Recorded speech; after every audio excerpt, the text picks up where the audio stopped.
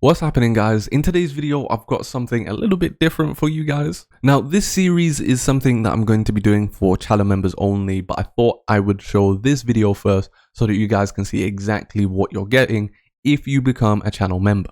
And I want to give a quick shout out to Power Up just for giving me the idea of doing this good versus great lap, just like how they do for real life F1, but for the F1 22 game. So without further ado, let's compare a good lap at Spain versus a great lap at Spain. Okay, so yeah, as you can see, we're going to be comparing two laps that I got at Spain. One is a 16.8, I believe, and the other is a 16.2. Obviously, the 16.2 isn't the quickest lap in the world, but for me, it's pretty much a great lap versus a good-ish lap.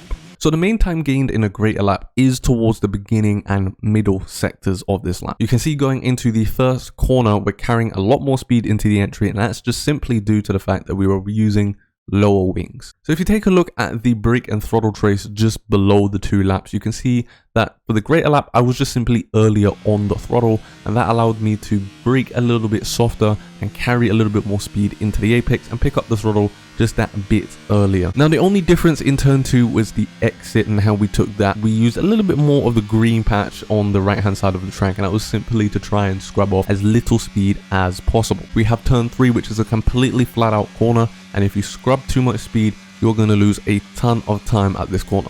And you can see that we actually do lose a little bit of time just because I took a wider entry on the greater lap compared to the good lap, and that just meant that we didn't understeer in the middle of the corner like how we did in the good lap. And as we come up to turn 4, you can see that all those little differences that we did in sector 1 equated for roughly about 0.2 of a second in just the first sector. Now, speaking of turn 4, once again, it's pretty similar to turn 1 where we were just generally earlier on the brakes, and that allowed us to carry more speed in the apex and get on the throttle a little bit earlier.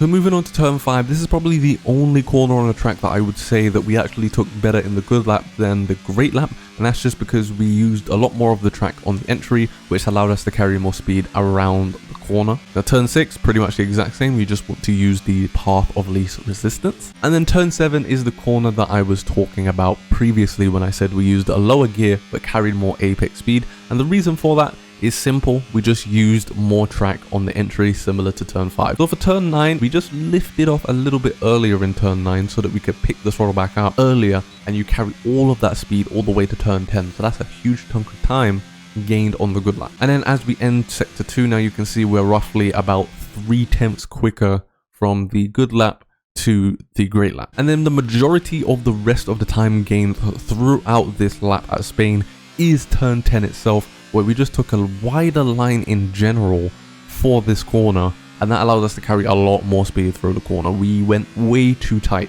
in the good lap. And then sector 3 overall is pretty similar between the two laps. I would definitely say turn 12 is a place that we gained quite a lot of time. We just carried more speed into that corner and was more aggressive going through it. And then even if we had made up time on the good lap, we had just made up way too much time throughout the lap in the first sector, the second sector, and turn 10 and 12 to really make up any difference. So by that point, we had made up all the time around the lap that we probably were going to make. So obviously this wasn't the quickest lap in the world, and there's even time for me to gain around this track. But this video and future videos for channel members is to essentially just showcase that even if you're stuck, there's still ways that you can improve your pace around a circuit. So I highly advise, if you're not already, to click the join button for more details and become a channel member so that you can get videos like this in the future. And for those of you who don't become channel members, it's okay. I still have my track guide playlist teaching you guys how to get the most out of each circuit. All you need to do is click the playlist right here